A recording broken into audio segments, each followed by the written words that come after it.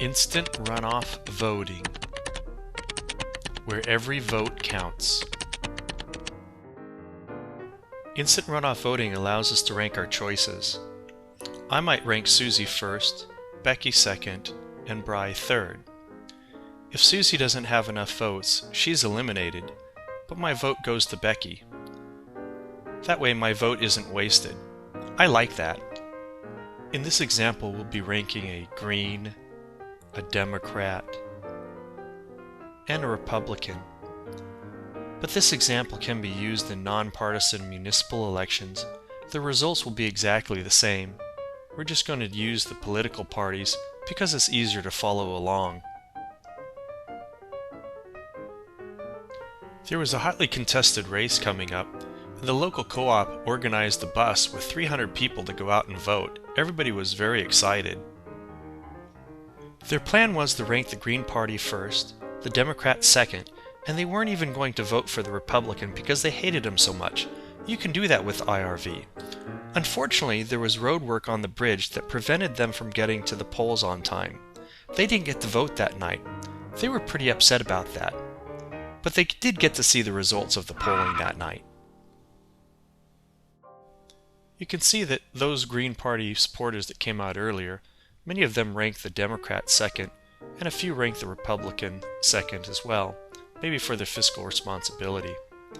Those that voted for the Democrat as first also selected a second choice. Many of them chose the Republican, some of them chose the Green. And for the Republicans, some chose the Green and some chose the Democrat. With instant runoff voting, you have the ability to do that. You pick your first rank and you can choose whomever you want for your second or third rank. It gives you more choices. Let's go ahead and count the votes. You can see that the Green Party has 499 first-rank votes. Democrat has 500 first-rank votes. And taking a look at the Republican has 609 first-rank votes.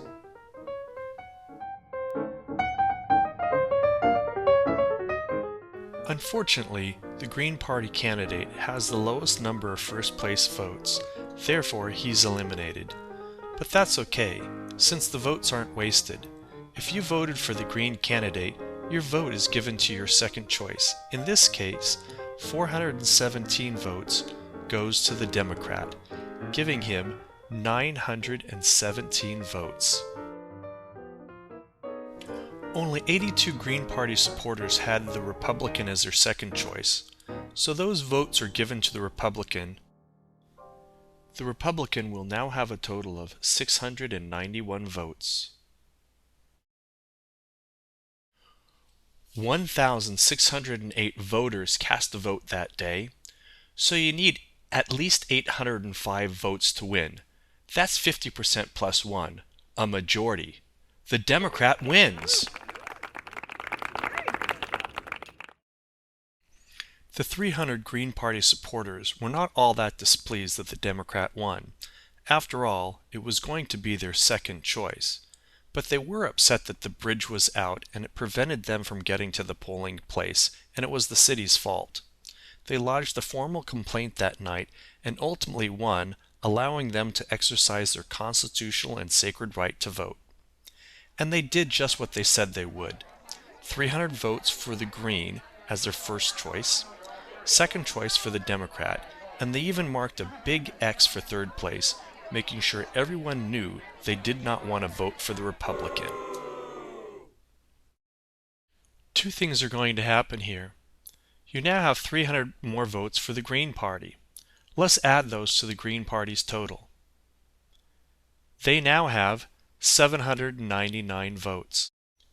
With 300 additional voters, that means we have 1,908 total voters, which means you need 955 total votes to win. That's 50% plus 1, a majority. Let's start counting the ballots the instant runoff way.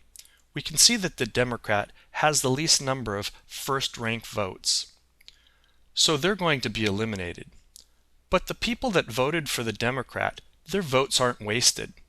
We just redistribute their votes to their second choice. In this case, 143 votes goes to the Green Party candidate.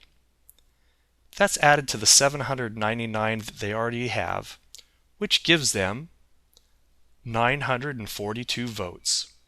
Because no votes are wasted, we'll take a look at those who voted for the Republican as their second rank and redistribute those. So, 357 votes get redistributed to the Republican, giving the Republican 966 votes. The Republican wins. That ain't right. Huh? What? Let's look at that again.